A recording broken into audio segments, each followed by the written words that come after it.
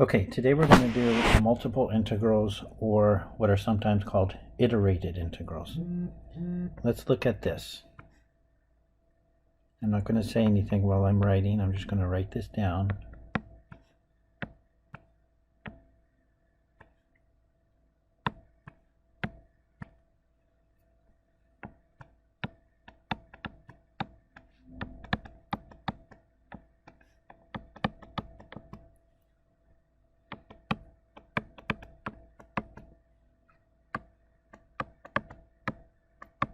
Okay, let's look at that and see if we can make sense of it.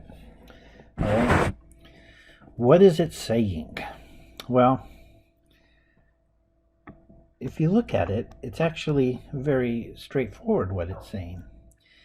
It's saying to integrate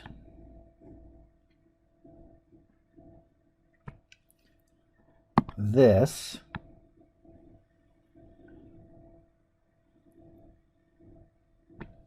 with respect to x. That's what it's saying. So then the question becomes, what is this in the middle? Well, that's not a difficult question. Really, that just says to integrate this with respect to y. Okay? All right, now it's starting to look messy. So you might start to think, oh, this is confusing, but it's not. Let me just get rid of this messiness here.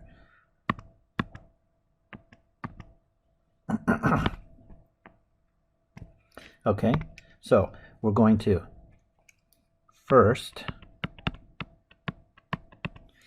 integrate 6x squared plus 4xy minus 3y squared with respect to y from 2 to 5. That's the first step. Okay, second step, take that answer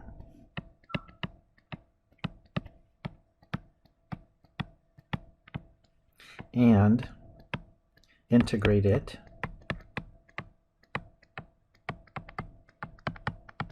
with respect to x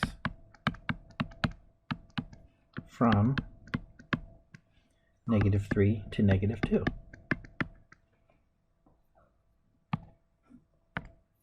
In fact, it instantly puts people at ease. I tend to find out if you just put parentheses around here. I think that tends to put people at ease. Okay. Let's do this first step right here. Here, let me get some space. Let's work out that integral in the middle. Okay? So, we're integrating 6x squared plus 4xy minus 3y squared with respect to y. That's important. That means that y is the variable of integration. So what does that mean x is? It means that x is a constant right now. When we're doing this inside integral here, that's how I think about it. I call them the inside integral and the outside integral. And this inside integral is with respect to y, which means that when I'm doing this inside integral, then to me, x is just a number, just like the 6. Okay? So, when I integrate 6x squared with respect to y, what you're asking yourself, you're asking this question.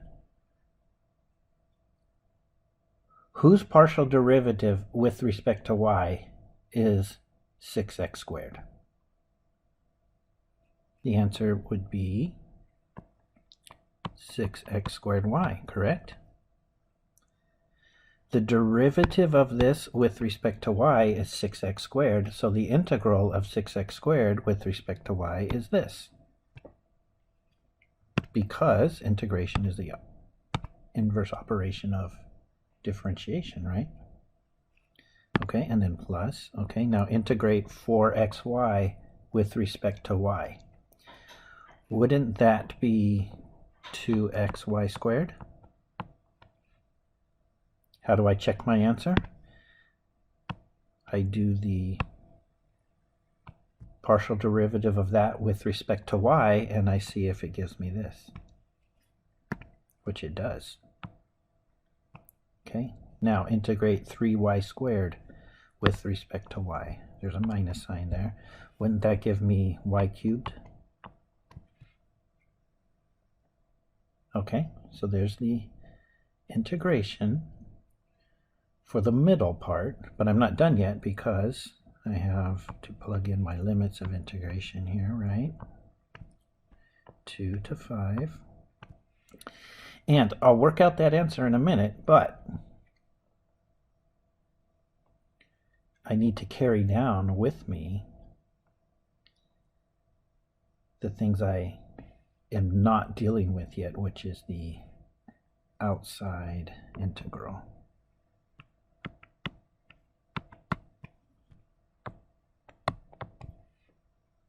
Okay, I'm still working on the inside integral. I'm not done with it yet.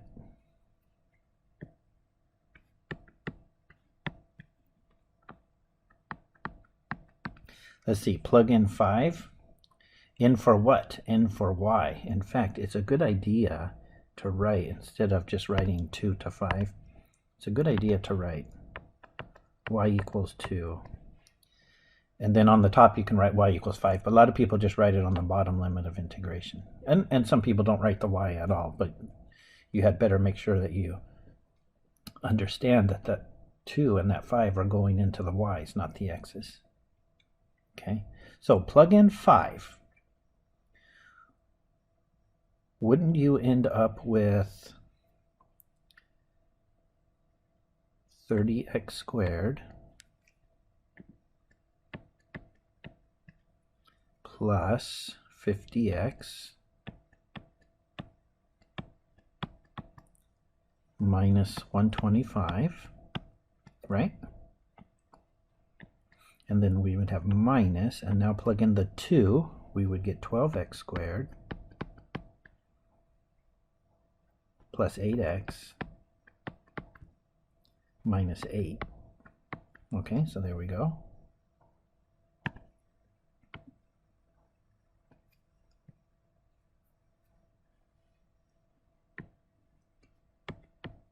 And let's combine like terms. We'll have 18x squared plus 42x minus 117. We've completed the first step. We've done the inside integral. Okay, now we integrate that answer with respect to x from -3 to -2. Okay, so let's do that second. We're in the second phase now. Okay, we integrate with respect to x.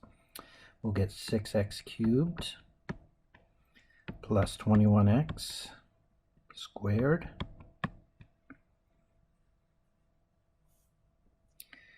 minus 117x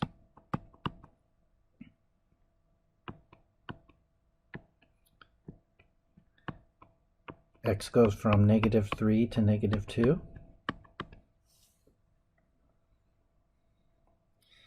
So let's see, what would that be?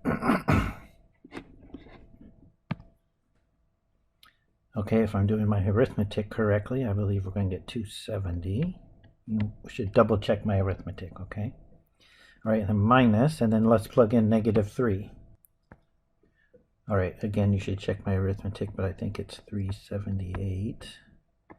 And so we get a final answer of -108. And there's our answer. Okay? So that's how you do a double integral like this.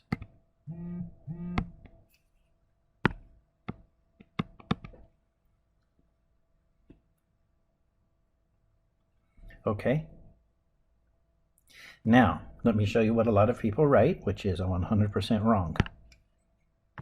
A lot of people will do this.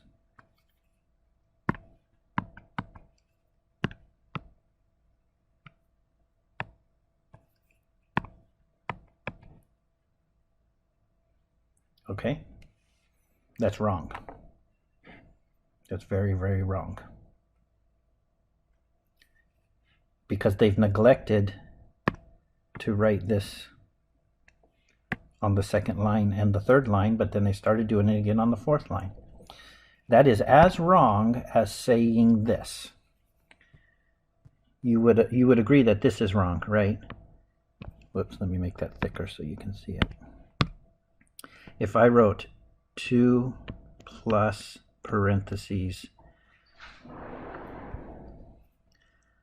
4,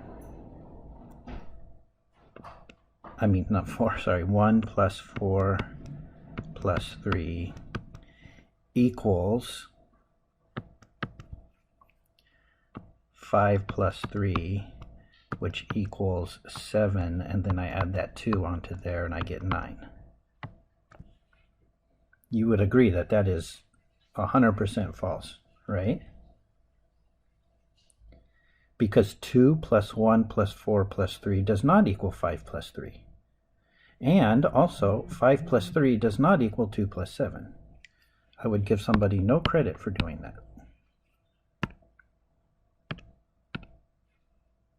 Same reason I would not give them credit for doing this. Just because you're doing one phase of a problem and you haven't begun the second phase does not mean that you neglect to write half of the problem down. I mean, I'm talking about particularly if you have an equal sign. Okay? So, let's look over at the purple stuff again. How do you fix that? How is that correct? It is correct by saying, even though I'm not adding the 2 yet, I'm going to add the 5 and the 3 first. Oh, why did I get 7? I'm sorry.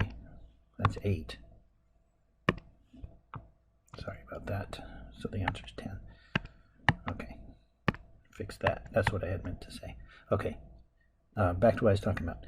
Even though I'm going to add the 5 and the 3 together first, that 2 plus is still there, right? Just because I'm not getting to it yet doesn't mean that it's not there. It's still there. I still need to write it. Now it's correct. Okay, let's go back to the integral. I'm integrating something with respect to y from 2 to 5. Okay, that's what I'm working on right now. That's fine.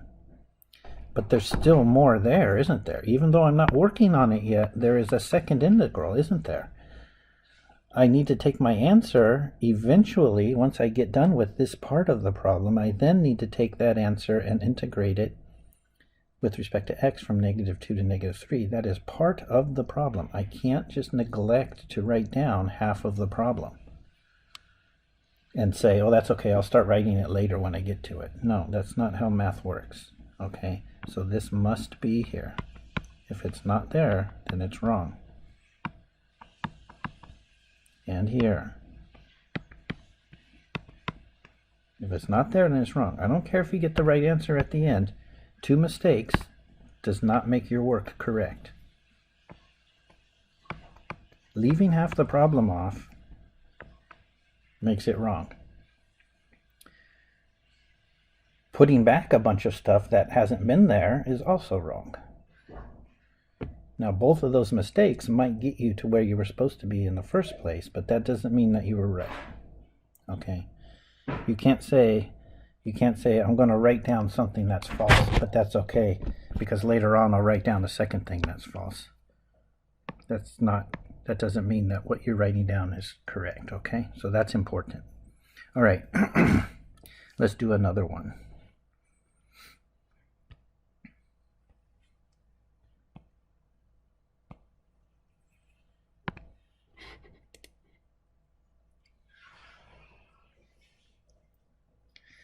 Let's integrate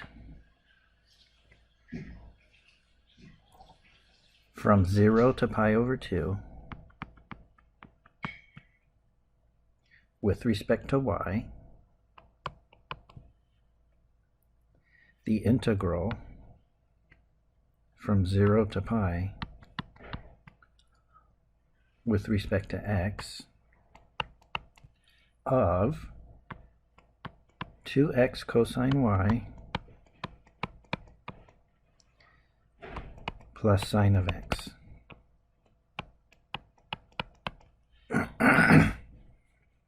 Okay? So, think of this in terms of inside integral, outside integral. So, inside integral right there with respect to x. What's the antiderivative of 2x cosine y? It would be x squared cosine y. What's the derivative, antiderivative of sine of x? It is negative cosine of x. We're integrating from 0 to pi with respect to x. And then that answer is going to be integrated from 0 to pi over 2 with respect to y. Okay, now, what is this? What is that that's being integrated? Well, let's see. It would be pi squared cosine y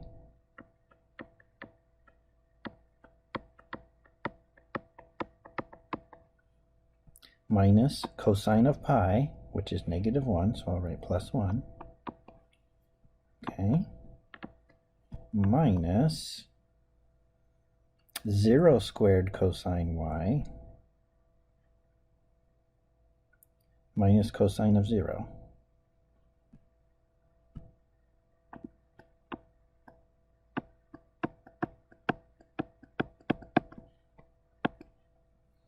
Cosine of 0 is 1, right?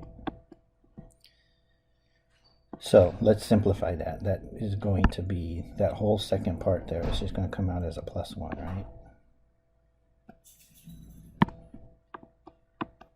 So here's the answer for the inner integral. What do I do with that answer?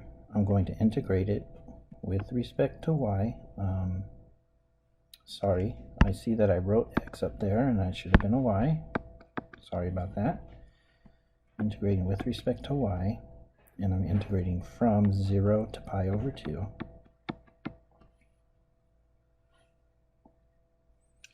So what is the antiderivative of pi squared cosine y with respect to y? It's going to be pi squared sine y.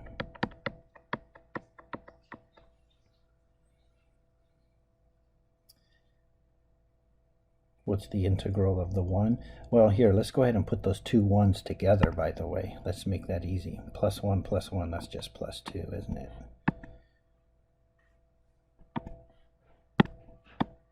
There we go. And what's the antiderivative of that? It's going to be 2y. Okay, and then y is going from 0 to pi over 2. All right, plug in pi over 2. The sine of that is 1, so we're going to have pi squared times 1 plus 2 times pi over 2, which is pi. Okay, and then minus, plug in 0. Sine of 0 is 0. 2 times 0 is 0. Okay, so what's our answer? Our answer is pi squared plus pi. That's our answer.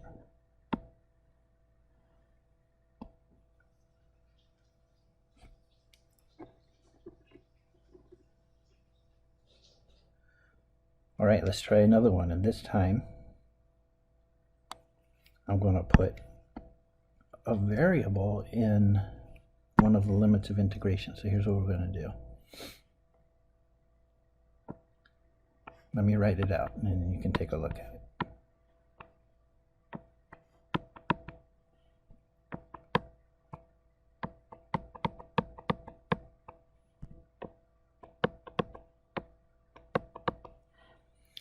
So how's this one different? It's different because look at this guy here. It's got a variable in the limit of integration. Well, that's fine. It changes absolutely nothing. The problem is done exactly the same way. Okay? We're going to do this integral right here.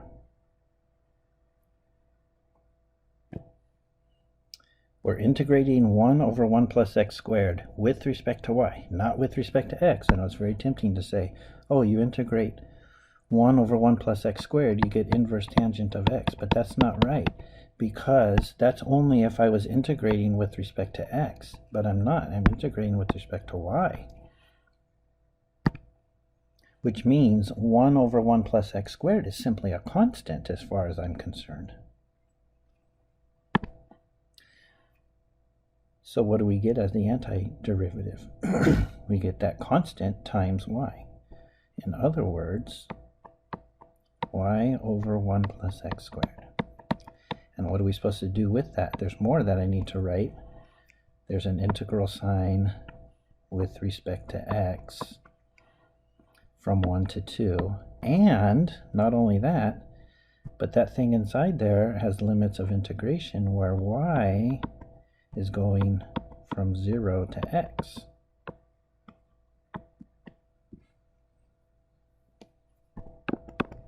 Okay.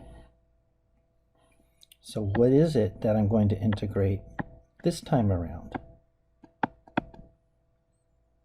I'm going to be integrating x over 1 plus x squared, right? What about the 0? Well, look at it. When you plug in 0, you're going to get 0, aren't you? So this whole thing here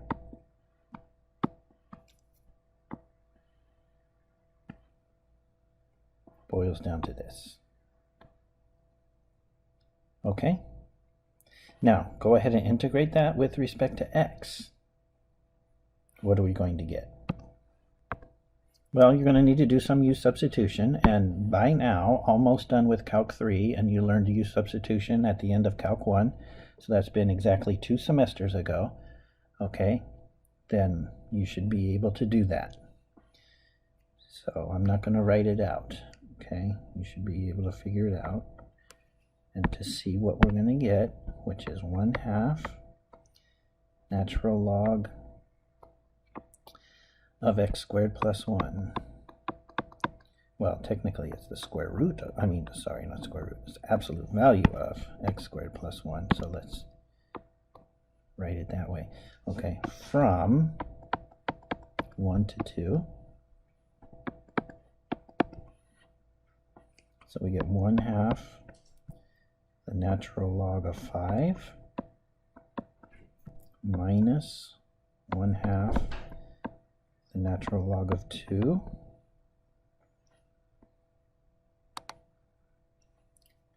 which I will write as my final answer. It is the natural log of the square root of 5/2. There's our answer. Okay. So you see this x here, it didn't change anything at all. It just means that right here I plug in x for y, and what did I get? I got an x there, that's all. Now, I want to just point out to you, would it have made sense if we were to swap those two and write dx on the inside and dy on the outside? Well, then that would make no sense. The problem no longer makes any sense because the inside integral is faulty, because I can't have x be my integral variable, I should say variable of integration, and also one of the limits of integration. That won't work. In fact, if you tried to do that, what would happen is, let me just show you where things would fall apart. First of all, in that case, we would have gotten here inverse tangent of x. But here's the problem that we would have run into. This says now here, plug an x into x.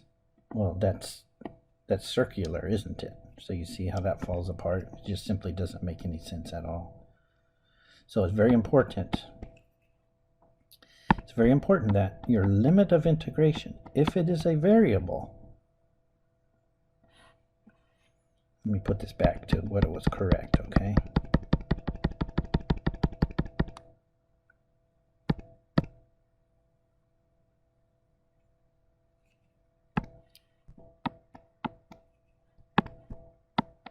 Okay, now it's correct. If you have a variable in your limit of integration, that variable cannot be your variable of integration as well. Okay?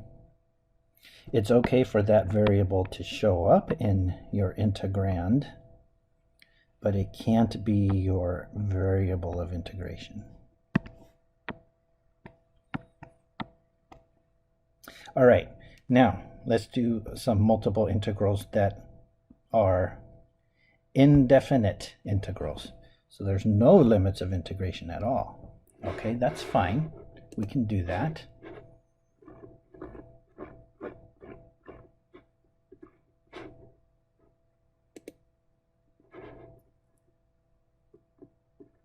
I just want to pick one that we maybe haven't done yet. Here, let's do this integral. Okay, we're going to take x minus y, and we're going to integrate that with respect to x.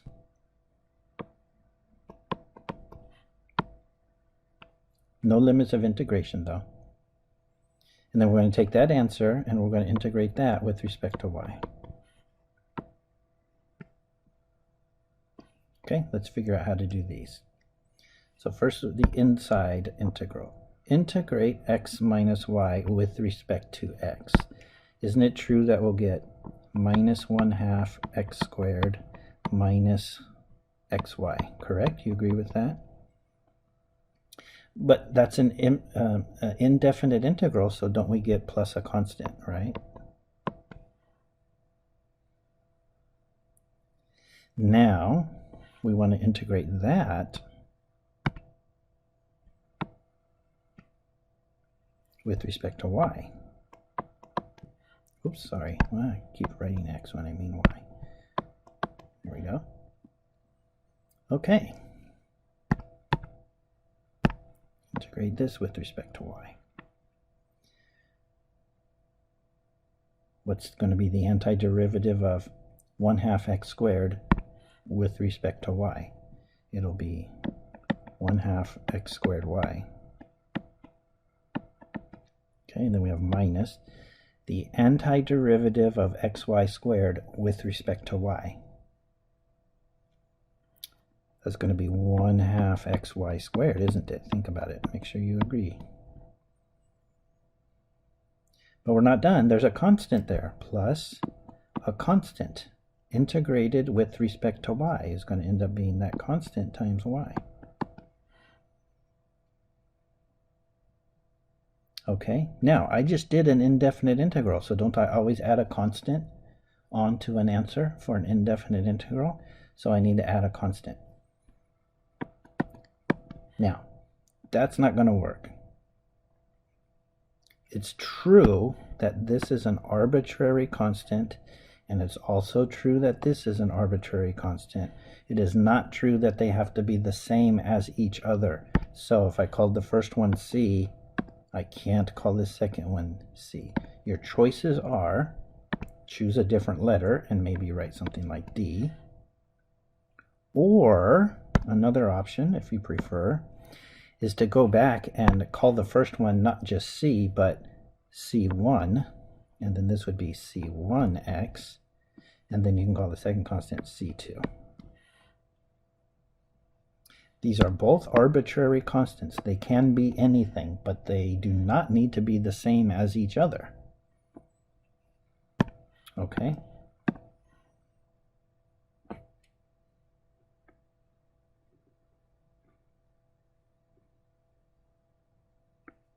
Let's do one more. I don't think we've done this one yet, but even if we have, which I don't think we did, we're going to do it this time as a indefinite integral. xy squared minus y plus 2. So let's do this. We're going to do this problem twice. Let's integrate with respect to x, and then with respect to y. And then after that, let's do the exact same problem again, except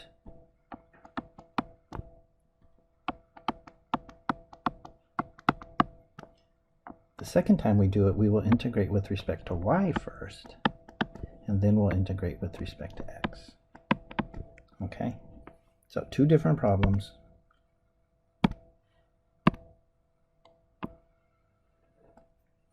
All right, let's do the one on the left first. Okay, so integrate x squared y minus y plus 2 with respect to x.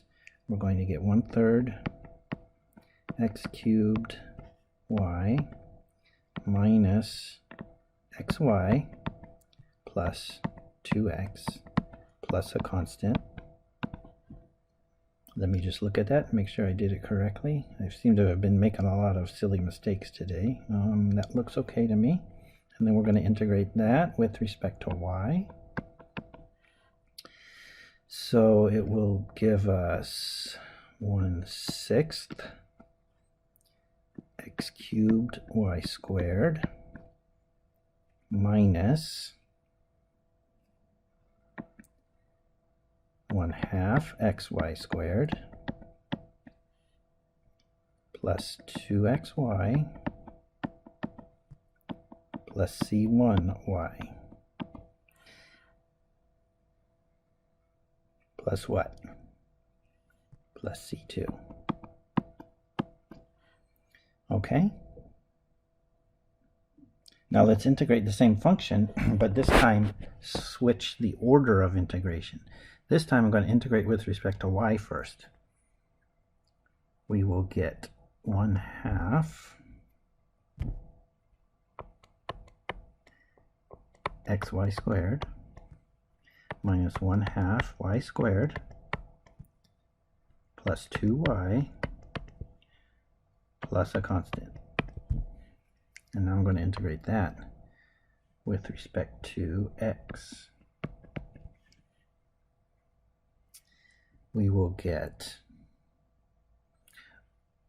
oh, see, I keep making these stupid mistakes today. That x right there was supposed to be x squared, sorry. Okay, now integrate that with respect to x. We will get 1/3 times 1/2, which is 1/6, times x cubed times y squared. And then we'll get minus 1/2 y squared times x, so 1/2 xy squared, plus 2y times x,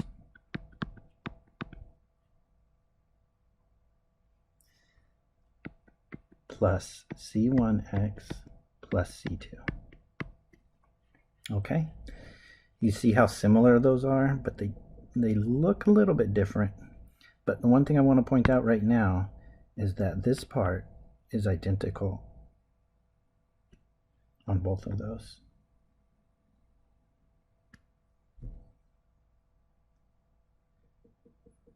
So that's interesting.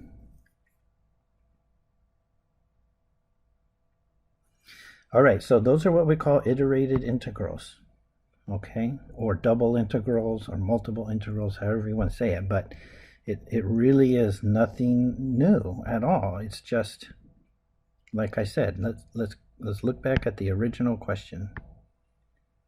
Let's get rid of all this other stuff out of our way.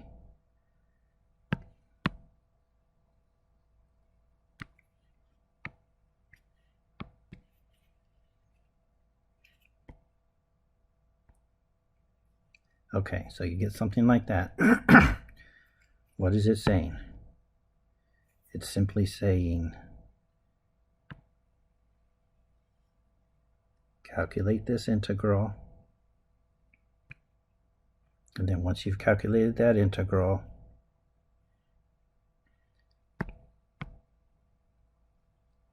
then calculate this integral of your answer. That's all it is. Okay, that's it for today.